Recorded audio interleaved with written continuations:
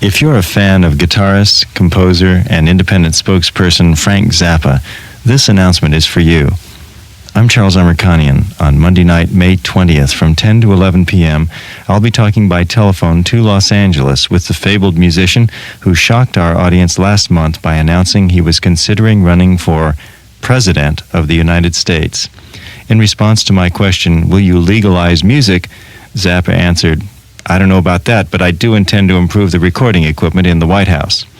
In the intervening 4 weeks, Zappa has met with professional political consultants about his prospects of making an impact should he decide to run on a third-party ticket yet to be named.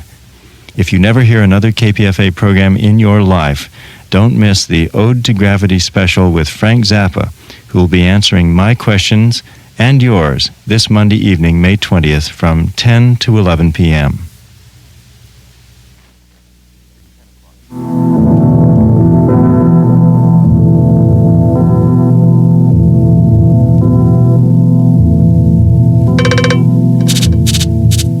Ode to Gravity.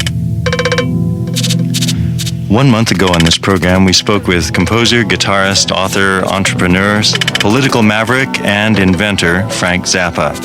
He announced at that time he was considering running for president. We hope tonight to find out that he's come to his senses and decided to devote his life to the creation of more great music, but who knows what's in store as we launch into another informal conversation with this unpredictable personality.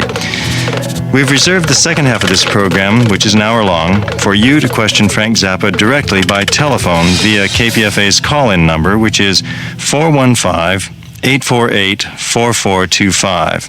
Mr. Zappa will be talking to us from his Los Angeles studio by telephone. To begin tonight, we're going to hear Frank Zappa discuss his interest in unusual examples of world music, his invention of evolving samples, which enable him to create highly unusual new sounds on the Synclavier digital synthesizer, and his acquaintanceship with the radical Czech rock musician Michael Kotzab, whose speech before the national parliament in that country resulted in the eventual ouster of Russian troops from Czechoslovakia.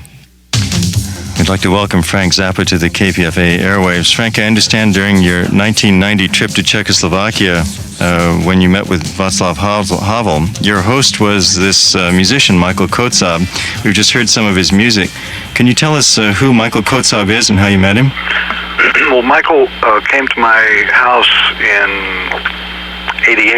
late 88, I believe, and he was brought to me by a guy that I went to high school with in Lancaster, and a guy I hadn't seen for about 20 years, and he called me up out of the blue, and he said, my next-door neighbor is married to somebody from Czechoslovakia, and he's got somebody visiting him from Czechoslovakia, and he wants to come over and meet you.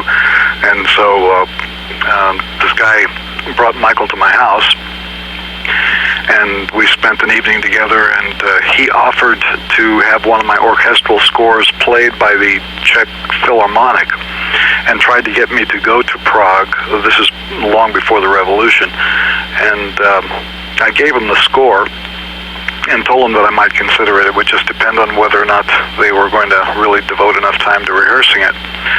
And the next thing I knew, they had a revolution, and he was a member of parliament. So when I went to Prague on my way back from Moscow on that trip, he was my host, and he helped to arrange all of the video interviews that I did.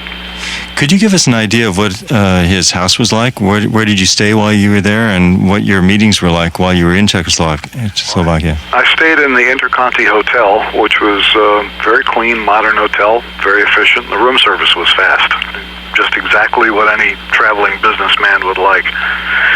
And Michael's house is in a very ancient building in the old part of town across from a cathedral, and he actually has two apartments adjoining, one that he lives in and the other one that he's converted into a home studio. And he had a lot of sampling gear and some fairly sophisticated equipment that he had managed to accumulate over the years, even before the revolution started. Did he talk to you about your being an influence in his music? I don't think that we ever discussed that. From listening to his music, I'm not convinced that I had anything to do with it. But besides doing rock and roll, he's also a composer of serious choral music and orchestral music, and has written works for theater which have been performed there. So he's got a pretty wide range of stuff that he does. We're talking about Michael Kotzab, K-O-C-A-B, and I gather there aren't any recordings of his in the West as yet. No, because it doesn't. He has 4 or 5 albums in release in Czechoslovakia, and one that was digitally recorded, which is the soundtracks for this theater piece that he did, which was offered to a number of U.S. companies, but nobody picked it up. I gather when you travel, you occasionally either get given records or you pick up things that are of interest, but I didn't know until recently that you had a great interest in world music and traditional music of other cultures. Well, that interest began when I was in high school, because the school that I went to had a record library, and they had the old Folkways collection. I don't know whether you're familiar with that, but there was a whole collection of ethnic music from different countries. And even in 1958, I was able to listen to music from Tibet, and you name it, it was in that Folkways collection. And this was before they started calling it world music. Right. What particularly have you been listening to lately that's impressed you? There was a CD that was given to me by a visiting Japanese businessman. I can't tell what it is because all the writing is in Japanese on the package, but he told me it was music of Okinawa.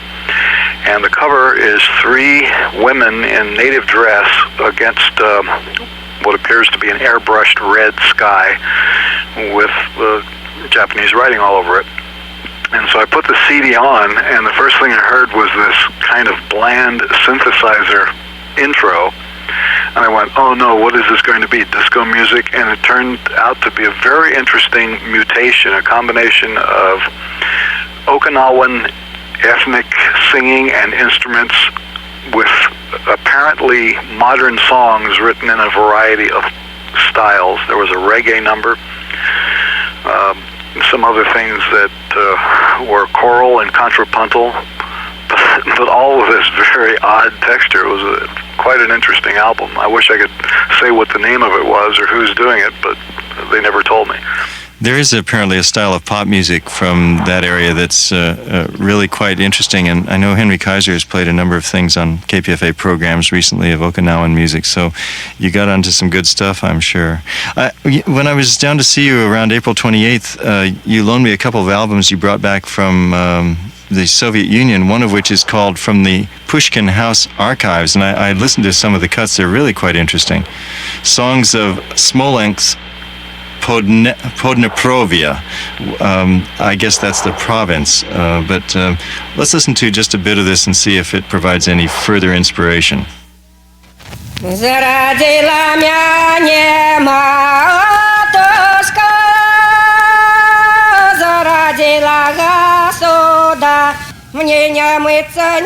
That's pretty good stuff, huh? Not bad, huh? Yeah.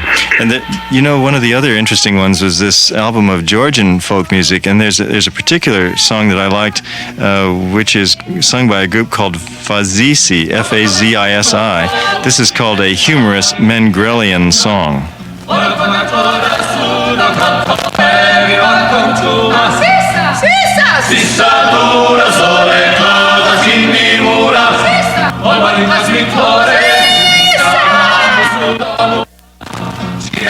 Well, now you know what Frank Zappa does in his spare time at home with his record collection. Pretty nice stuff. Yeah, I'm glad you like it. I'm wondering, when I was down there about, 3 weeks ago, you played me some of your evolving samples, which is really quite a discovery, I think. You're using the Synclavier digital synthesizer, which gives you the ability to make great samples, but instead of just sampling one instrument, what you're doing is taking several sounds and merging them together. So when you depress one key for, let's say, 2 minutes, you get an evolving sample that's looped. Can you describe that to our audience and some of the ideas you've had in developing that kind of language?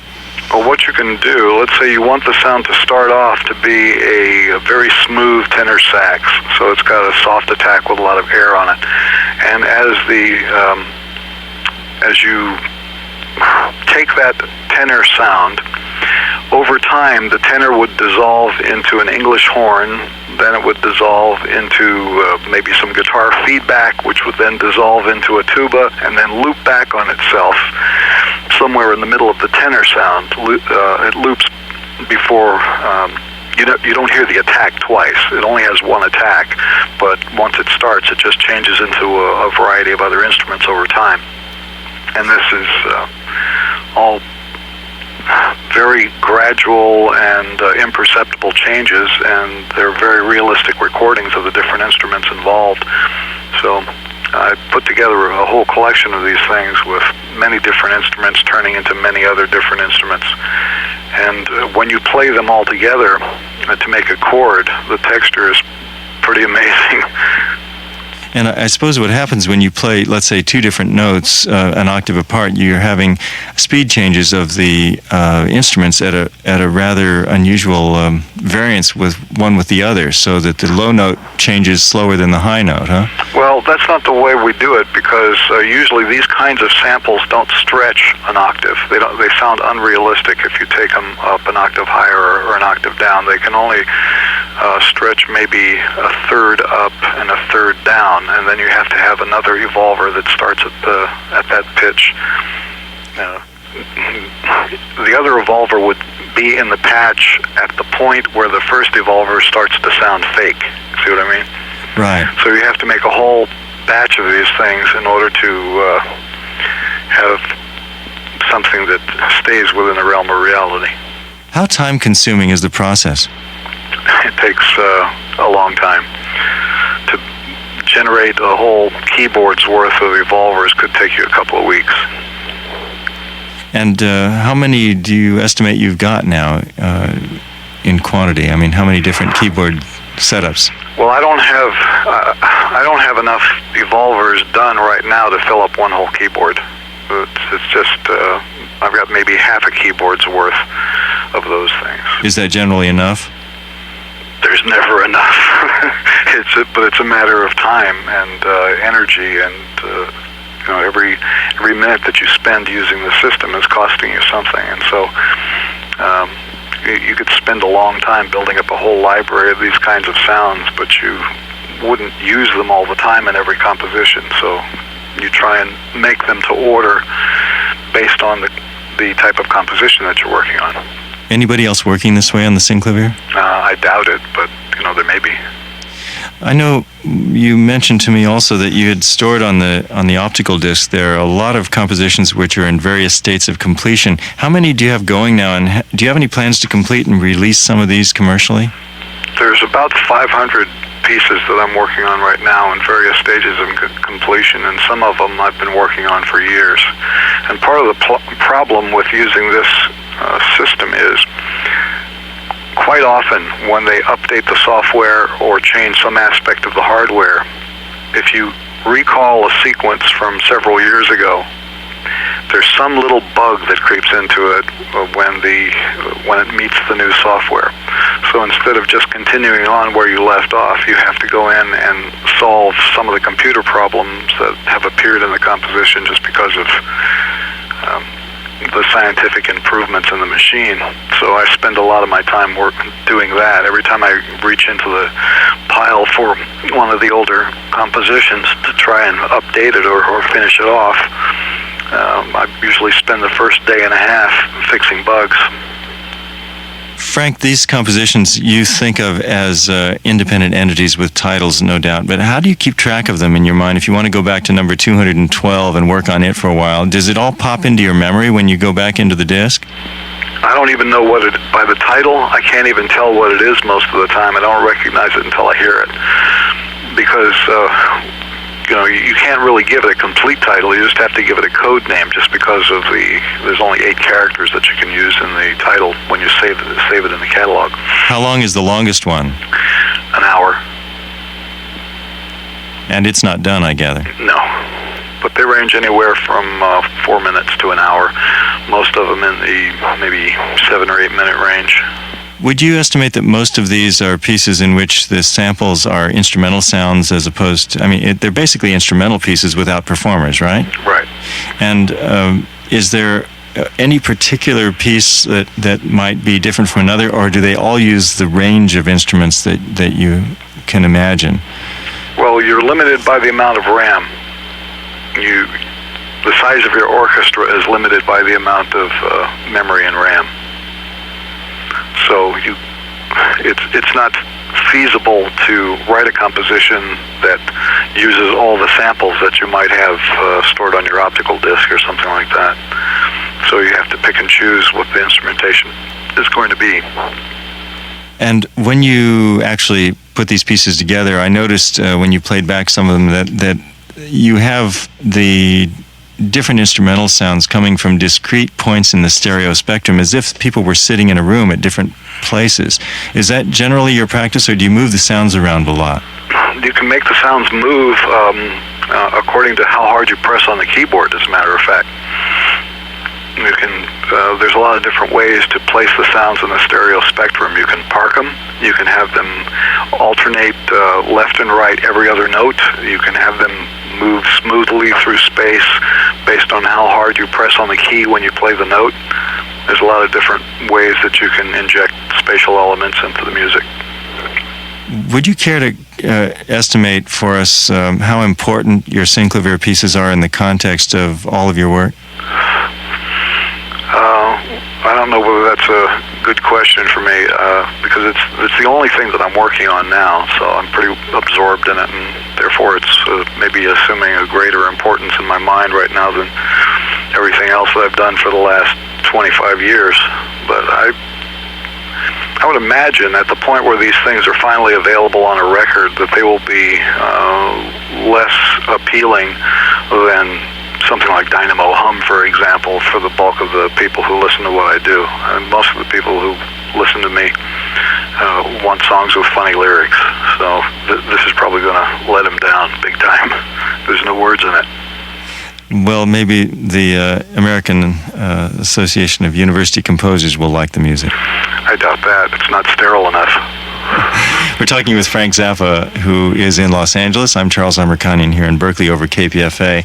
And at about 10:30, in just 8 minutes, we'll take phone calls from our audience at 848-4425, area code 415, and you can talk to Frank Zappa directly.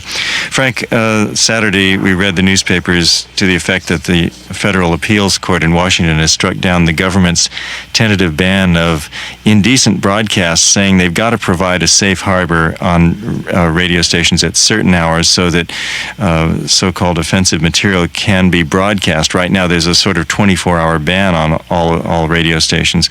Any comment on this action and on the FCC's ban? I think that the single word hurrah would be in order. The ban itself is something that you might expect under a repressive right-wing administration in any country. These types of administrations love to find ways to clamp speech, and by using this vague word indecent, it makes it possible under that statute to clamp many forms of speech, not just things that have sexual content, but anything that any lunatic might be able to complain about as being indecent. So I'm glad that they're at least moving in the direction of clarifying this. I also read last week that two Republican members of the Senate Appropriations Committee have accused the Smithsonian Institution of advancing a left-leaning political agenda by putting on a couple of shows, one that is a 19th century revisionist look at American expansion west, and another one by Carlos Fuentes called The Buried Mirror, Reflections on Spain and the New World. This is sort of a new advance for Republicans into the business of the Smithsonian, but I guess it parallels a bit of what Jesse Helms was doing with regard to the National Endowment for the Arts. I don't think these people are going to be happy until they've done away with the NEA. But then, once it's gone, they'll have to find something else to complain about. Last time we talked, you had discussed running for president. Any thoughts on that at this point in time?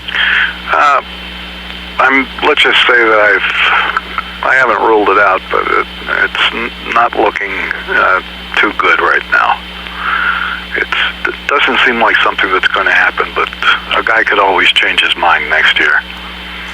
If you did run, any agenda that you'd like to pursue in particular? I mean, Bush wanted to be the education president. How about you? I think my primary goal would be a return to the guarantees that were originally brought to the public in the Constitution. I think that everybody that's been sworn into office in the last 2 decades, I guess, is just had a tendency to let those original guarantees slide, and they all had other agendas, and they weren't necessarily based on what the Constitution guaranteed the public. No, that's true. Is there any particular arts agenda that you might pursue? I don't think the government should be in the art business. There's a lot of things that the government shouldn't do because it's unqualified to do it, and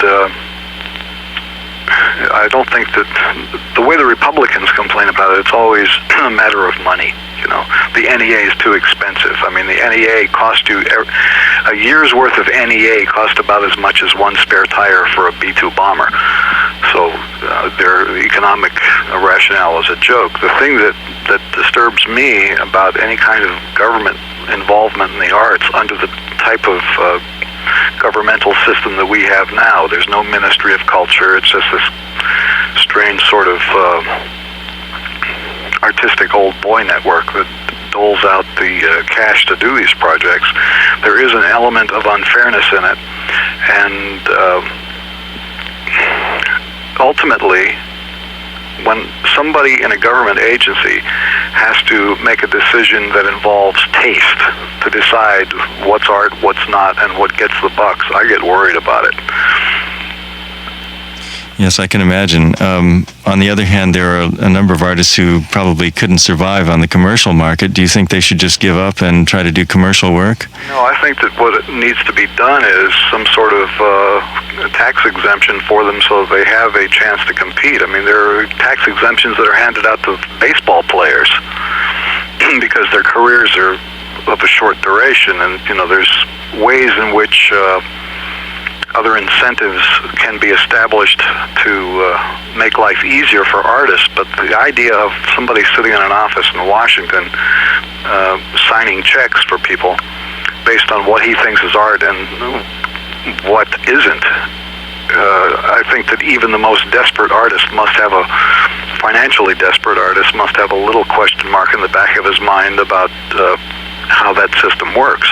Well, there supposedly are peer panels where artists sit on panels and say who should get the grants, and then those are more or less rubber stamped by the government officials. Well, I think that if somebody wanted to spend the money to do the research, to track how the funds have been spent and who got it, and how, I'll certify you 1 year, and then when you're on the board, you certify me, and you help me, I help you, and it's a merry-go-round. I think that you would probably find a lot of that has been going on since the agency was founded.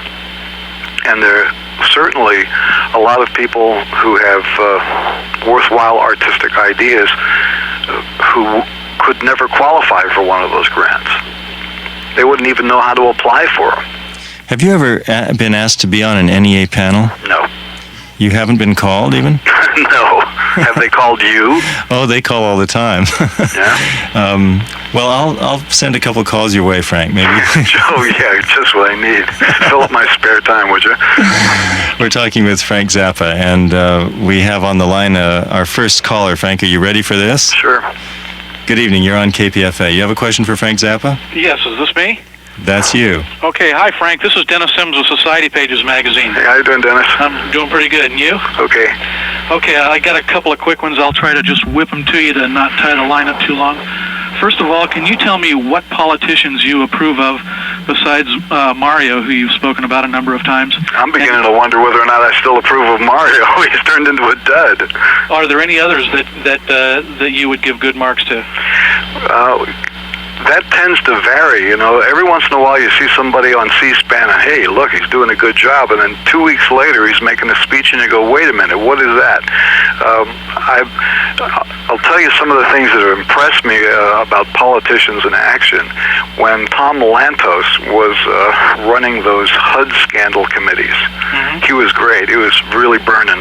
Yeah, I thought so myself, too. And I thought it was so good that I dragged Ahmet in from the kitchen. He was sitting in there with a bunch of his teenage friends talking about nothing in particular. I said, "Come here, I want to show you government working." And even Ahmet was impressed. I see. Did you by any chance see Ron Dillon's on C-SPAN today? I didn't. The speech that he made about the $1 billion Batmobile. That's right. I saw him, and he was great. Yeah, I thought so too. Yeah. All right, let me throw one at you about music. A lot of your fans, I'm going to say almost all of your fans that know about this, are really eager to hear the infamous Beatle medley put on a record somewhere. And a lot of people have asked you about this in a number of different interviews over the last couple of years. And you generally have answered that question by saying that you didn't think that Michael was going to take too kindly to that notion because of Why Don't You Like Me? And I would just like to ask you if you have actually spoken with Michael about this, or if you plan to, or actually, maybe I can phrase it this way, will you? Could you? I don't know him. I've never met him. I've never spoken to him. And based on what I've heard about him, it seems unlikely that a business call of that nature would be well received. Michael who? Jackson, who owns the Beatles Publishing. Oh, okay, thank you. Why don't you just take a shot at it and see what happens? Well, I don't need another lawsuit. I mean, taking a shot at asking Michael, at asking permission. It seems to me that the worst that can happen is he says no. Yeah, well, but I don't know if the world really needs that group of Beatles songs with the words mutilated to wreak havoc on Jimmy Swaggart. I mean, well, believe me, we need it. Your fans need it. I'll certainly can say that in an unqualified way. Okay, well, how about letting somebody else get on the line? That sounds good, Frank. All right. Thanks very much. Yeah, bye-bye. Thanks for your call. Good evening, caller. You're on KPFA. Hi, Frank Zappa? Hi. Hi. I discovered you a long time ago when I first started playing bass, and I've been playing like 22 years. I just picked up the best band you've never heard, and it's incredible. As a big band thing, it's amazing. Are you going to tour again, or is this it? That's it. I never saw you. I'm bummed. That's why it's called the best band you never heard in your life. Great title. It's really good. I picked up the CD in a large record store here, who shall go nameless because they have enough advertising already. But all the bands have names under their areas. And then under your name, somebody has stenciled in Mr. Frank Zappa, musician, father, diplomat. Swear to God. Well, you see, we have a problem in this country with graffiti. That's true. It's everywhere. Well, if you like the best band, then you'll enjoy the one that's coming out in June, which is called Make a Jazz Noise Here. We're looking forward to it. One other thing, it's really nice, the sensibilities you display, who you are and all that. I really appreciate that you're putting out who you are into the ether, so to speak, because there's not a whole lot to feed upon, so that like feeds us whole and good to listen to, so appreciate it. Thank you very much. Good luck. Bye. Thank you for your call. Good evening. You're on KPFA. Question for Frank Zappa? Oh, hi. Actually, I don't have a question. I was wondering if Frank was aware that, first of all, is the phrase, the meek shall inherit nothing, copyrighted? Well, I don't know. Oh, not you, I mean. I'm trying to see. I'm not an expert on publishing law. I don't know. That's the title of the song, and Right. I think I heard some places you can't really copyright the title of the song. Okay. But since it happens to be part of the lyrics of the song, it is copyrighted, I guess. Why did you need it? You need to use it? No, I don't actually, but I live in San Francisco, and recently I've seen a few stickers that are from WAR, the White Aryan Resistance, using that phrase, actually, with their phone number and address to write to for further information. What? Yes. The White Aryan Resistance is saying the meek shall inherit. That says the meek shall inherit nothing? It does indeed, with a cheesy drawing of two guys fighting with swords. Oh, God. Oh, Lord. Well, I also heard that another one of those organizations has done their own version of Bart Simpson with a swastika on it. It's the same people. Well, maybe I should call Matt Groening and we should get together and do a class action suit. That's what I was thinking. Put them out of business, perhaps. I doubt whether that would do it, but it's worth considering. Mm-hmm. Thanks for telling me. All right. Thank you for your call. Good evening. You're on KPFA with Frank Zappa. Oh, great. Well, Frank, thank you very much for over 20 years of wonderful music enjoyment. I've just been a great fan of yours for so many years. I have a non-music question for you. Okay. I understand that you were one of the few that got to see the Vicky Morgan videotape. No, I never saw him, but I met an awful lot of people who did see him. Could you tell us what was in the tape? Well, I can tell you what the other people told me that the tapes contain. That'd be great. I can take my answer off the air. Thanks again. Okay. Well, I was told that, and I actually have a videotape of the guy telling me this. He's an interviewer from ABC Network, and he had seen them. And along with journalists from all the other networks, they were brought to Larry Flint's house, and he put the tapes on. And all the networks saw the stuff. They know it's in there, but nobody ever reported it. And the reason they didn't report it is because it appears to be Ronald Reagan being poked in the butthole by a woman wearing an English riding outfit and a strap-on dildo. And there's another scene with Ed Meese. And this was not simulated, this was actual. Well, I didn't see it, so I can't tell you, but this is in the discussion that I had with this guy. He said that, referring to the stenographer that ABC had sent along, she's writing down, dildo enters Reagan's anus 10:44 p.m. or something like that. I mean, it's really quite strange. Yes, indeed. You heard it here first. We have our next caller on the air with Frank Zappa. Good evening. Hi, Frank. Hi. I wanted to just ask what kind of criteria you're basing your decision whether or not to get further into politics on. Oh, it's a wide range of things. And I think before anybody would make a decision to announce that he was going to run, he would have to have a lot more information in hand than I do right now. And I don't feel that I have enough information to make a positive statement that I was going to run.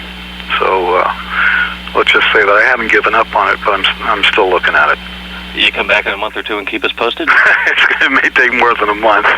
Yeah, but if I decide to run, I guarantee you'll hear about it. I also wanted to ask, I've heard in the past that you're, I guess, sort of adamantly against drugs and or have disavowed ever using them, and yet it seems like a lot of the early mothers kind of seems like it comes from an area where if you were at least weren't indulging, maybe some of the people in the band were? Well, I think the people in the band have been indulging, all along, and I've said in interviews before, I may have smoked in my entire lifetime 10 marijuana cigarettes. They gave me a sore throat and made me sleepy, and I never could understand why people wanted to use that particular concoction. But I've also said that I thought that drugs should be decriminalized and recontrolled. And as far as marijuana goes, I think that we could probably do a lot of good for the environment by growing hemp, whole fields of it, and using it for fiber and using it for industrial purposes instead of trees. And what about alcohol?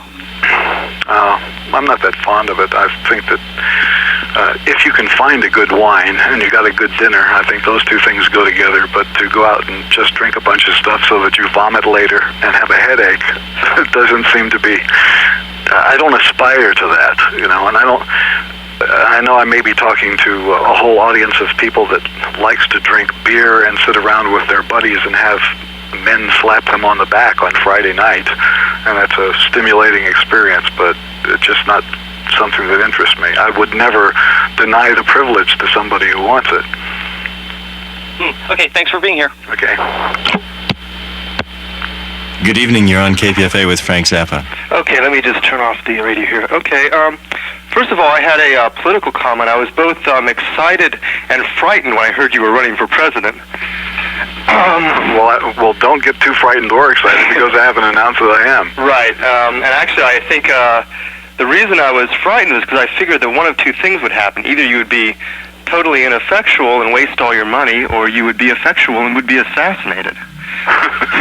Well, either way, somebody's going to lose, right? Yeah, exactly. See, these are the things you got to think about before you decide to do something. Yeah, it would be a big step, and you're doing a lot of good right now just with your work with, Jello Biafra and things like that. Well, thank you for reminding me of that unfortunate piece of reality. Yeah. The other thing I had was a sort of a technical question for you about what you're doing with sound. Mm-hmm. And I wanted to know if the kind of crossfading you're doing is just a simple amplitude crossfade, or are you doing actual interpolation across the different samples, or are you doing interpolation in the amplitude time domain, or? Well, the machine can do it both ways. The easy way to do it is you set up a different sample. You know anything about Synclaviers? Yeah, I've used them before. Okay, so each there are 4 partials for each sound. Mm-hmm. So you would set a different sample on each of the partials, and then you would dial in a different amount of delay for each of the partials. Mm-hmm. And you would dial in a crossfade. Mm-hmm. And then what you do is hold the key down and play it, and then resample the whole thing. Mm-hmm. So you wind up with a stereo sample that is the result of all of that happening in that makeshift way. Mm-hmm. That's the fastest way to do it. There is a way to do it using SFM, but it's very time consuming. Yeah, you can do different types of interpolation, which is interesting.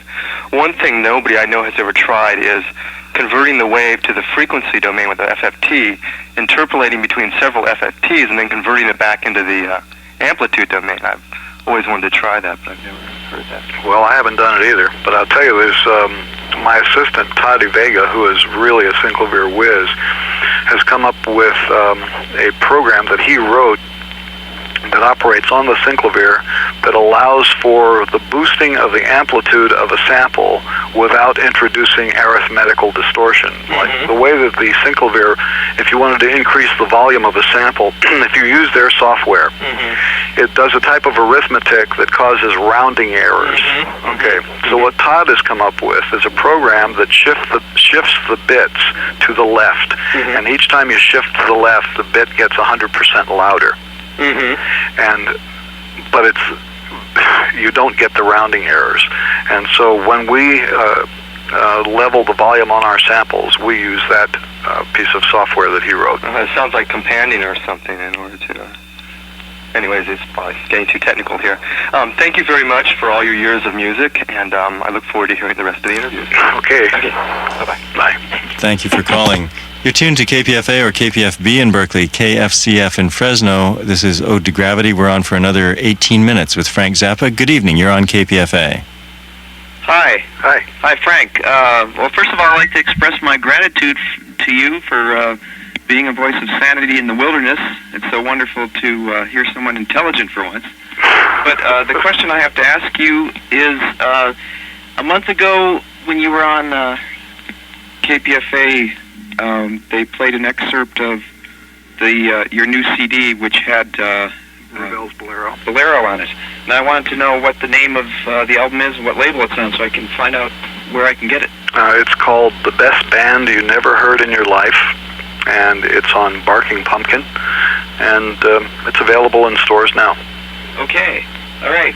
Okay. Thanks a lot. Welcome. Bye-bye. The telephone number is 415-848-4425. Good evening. You're on the air with Frank Zappa. Yes, hello. My name is Marlene. I'm an old acquaintance of Frank Zappa when he lived in Lancaster. My sister Nadine was a good friend of his. And I just want to call and say hello and tell him that I enjoy reading about him now and then, and we love to keep up with what he's doing. Well, please give my best regards to Nadine.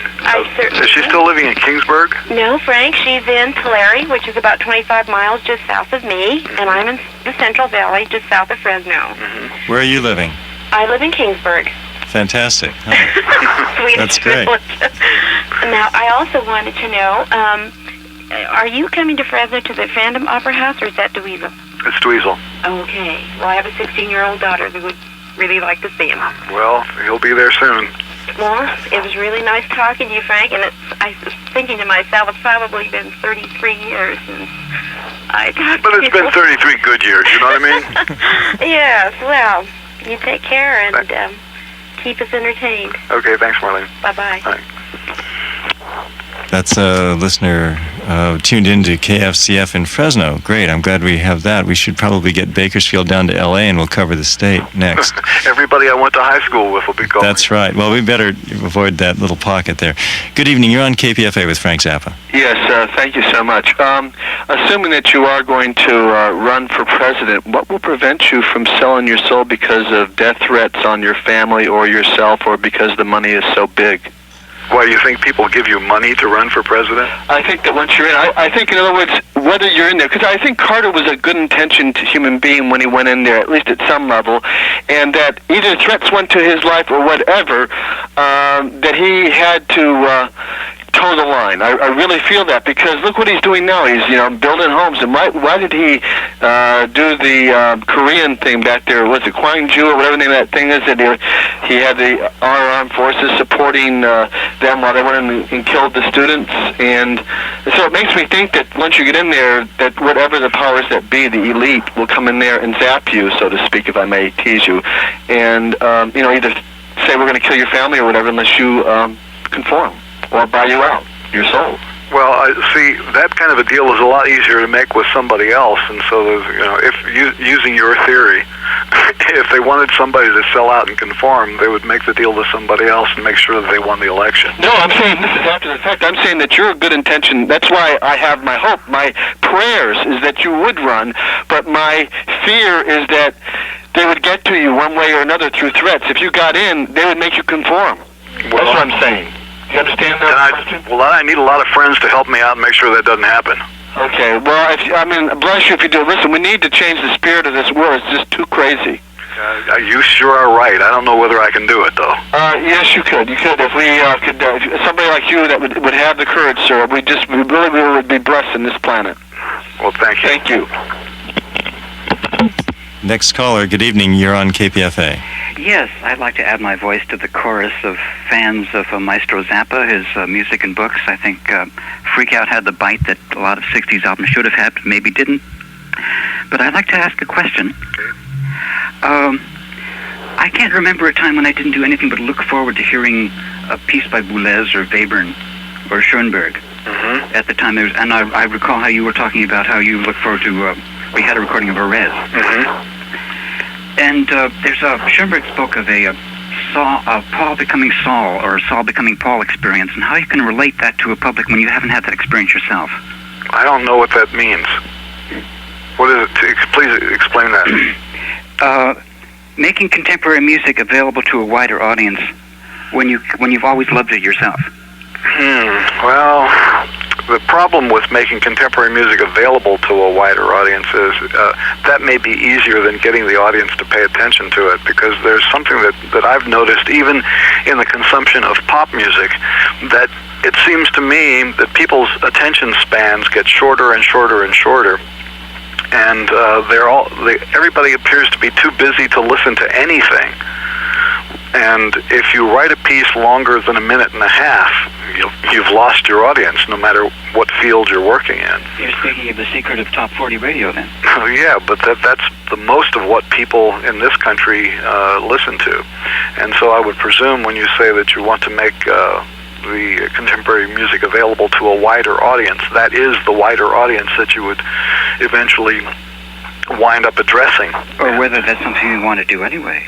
Well, I don't think that contemporary music is so special that we want to withhold it from people who listen to top 40 radio. I'm just imagining that if they ever confronted it, that it would not be a gratifying experience, and they would just go on their merry way, and you would have wasted your time. Some of them might like it, but I think most of them wouldn't, because the listener today has basically been trained to consume and participate in dance music and easy rhyming 4/4 objects, and they don't want anything that's more challenging than that. Well, there's some of us out here will enjoy your material. Well, I'll continue to do it. It's going to take a lot more than top 40 radio. They'll grapple the top 40 radio has on the public to keep me from doing what I'm doing. I don't need top 40 radio in order to get my message out. Well, Mazel Tov or Molotov. Okay. Whichever you wish. Thank you. All right. Thank you. Voice of Tom Constantin there on KPFA. Good evening. You're on KPFA with Frank Zappa. Yeah, I'm interested in the music from Okinawa, and I'd be glad to offer my translating services if you'd like to know what that is. What should I do? Hold it up to the phone? I think that would help, yeah. No, I'll tell you, Paul Getty has the disc right now. I played a couple of cuts for him, and he liked it, so I lent it to him, and I couldn't even... I don't know how I might be able to avail myself of your translating services, but if there is a music store in your area that carries any world music, there's a remote possibility this thing might be in it, because the way it was produced, I think that there was some sort of popular music, world music intent in putting the album together. I just don't think they've made a U.S. release out of it yet, and it might be sitting in one of those oddball racks. It's three women in fairly ornate Japanese costume against a bright red sky. Okay? Yeah.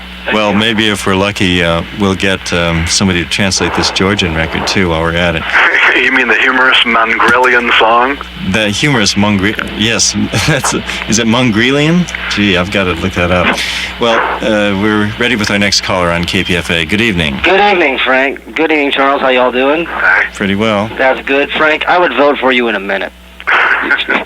And also, would you also want the Declaration of Independence to become law? Nice thought. Yeah, it would be. That's a radical thought. Yeah, it is. It just shows you what kind of a radio station we're on right now. Thanks, Frank. It's bad enough Thanks for the music for the last 22 years, man. Okay. Bye-bye. It's weird enough thinking that the United States Constitution could become law. Good evening. You're on KPFA with Frank Zappa. Yes, hello. I'd like to know if he's still acting as some sort of a representative for the Czech government in culture. No. Okay, and I was just there for 6 months and stayed with some musicians and met other people there. There is a band named Užmedoma. It's also called UJD. It's a very fine band. They often use medieval instruments and all kinds of new early music. It's intellectual punk. It's actually very fine music. I'd like to know if there's any way you could suggest that they would be able to stop off here on a tour they've been invited to do in Japan in the fall. Would you like a tape? Could I send it? What do you think? I think that if you call back after we're off the air, then Charles could give you an address to send the tape to, and I would listen to it. Great, thank you. Okay. Yes. Thanks for your call. Yeah, that sounds like an interesting group. There you go. Good evening. You're on KPFA with Frank Zappa. Hello, Frank. Hi. Last month when we were on KPFA, somebody had asked you if you'd heard the Camper Van Chadbourne Zappa medley. Yep. Yeah, I'd sent you a tape of that. I wonder if that had gotten through to you. The tape is here, but I haven't heard it yet. Okay. What I wanted to ask you about was, again, your version of Ravel's Bolero. Mm-hmm. And I had heard that you were going to be unable to release that in America. And I know that some other rock musicians have been prevented from releasing that, or have had it taken off of records when they've done rock versions. And I wondered how you'd worked that out. Because I think that it has just gone into public domain. Has it? Yeah. Yeah, 56 years. So your timing was just right. Yeah. Okay, well, thank you. Okay. Bye-bye. Good evening. You're on KPFA with Frank Zappa. Yes, hi, Frank. This is Will. Hi, Will. I wanted to ask you, I was just rereading last night some of your experiences putting together music with orchestras. Mm-hmm.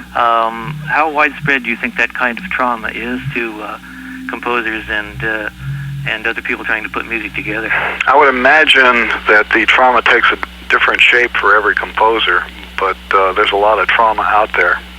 Because if there weren't, we'd have a lot more orchestra music, new orchestra music. The experiences I had were kind of specialized just because I'm not only a composer, but I'm also a rock and roll musician. So when you come into their world smelling of rock and roll, they have a tendency to treat you different. But I would imagine that just composers right out of the university have the same problems or worse than what I experienced. Just seems incredible, the kind of things that went on that you related. I certainly hope that musicians will continue to want to play your stuff.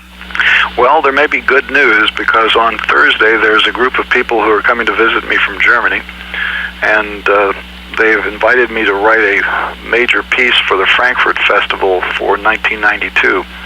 And the way in which we're discussing doing it is, there is an ensemble in Frankfurt called the Ensemble Modern, which is a 20-some piece chamber orchestra with a lot of contemporary music virtuosos in it. 3 of the people that are in this group are Stockhausen soloists.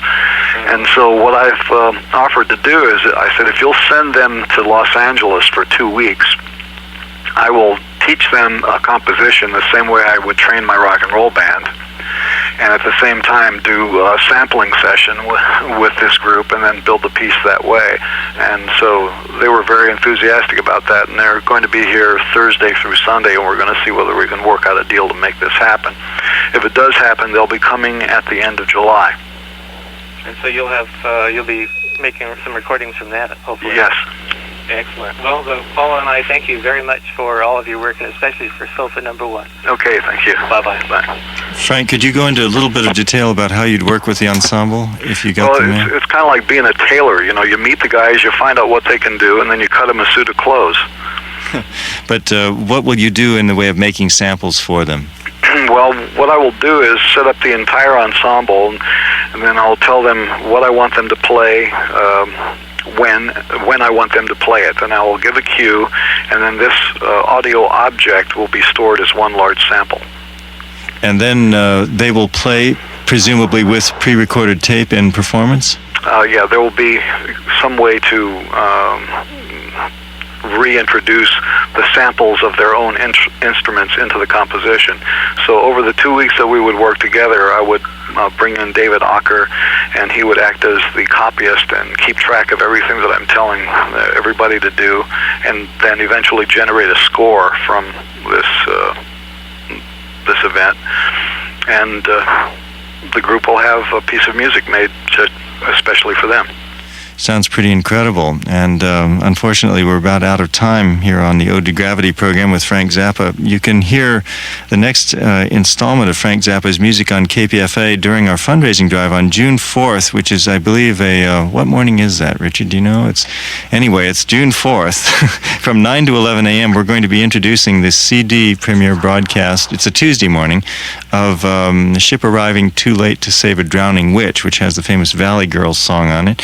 And that'll be one of our premiums that morning. So when you subscribe to KPFA, then you'll get a copy of the new CD as part of your tariff. And you said also, Frank, there's another album coming out, Make a Jazz Noise Here. When's that going to be out? That's going to be in June. And is it CD on Barking Pumpkin? Or? Yeah, it's a double CD on Barking Pumpkin, and it has a long, rather interesting piece with live musicians in Synclavier called When Yuppies Go to Hell. That's one of the featured things on it. Well, sounds thrilling, and can't wait to hear it. It's a jolly Mangrillian song. Does it have lyrics? The album, actually, this album is mostly instrumental, the one that's coming up. Well, I can't tell you what a pleasure it was to have you with us on KPFA. Thanks so much for generously giving of your time and talking with our audience. I think everybody really enjoyed it. Okay, thank you, Charles. All right, keep in touch. See you next time. Bye-bye. Bye-bye.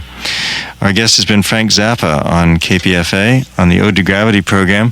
Let's listen to a selection from the album The Best Band You Never Heard in Your Life to Go Out With. This is the Zappa band version of Purple Haze.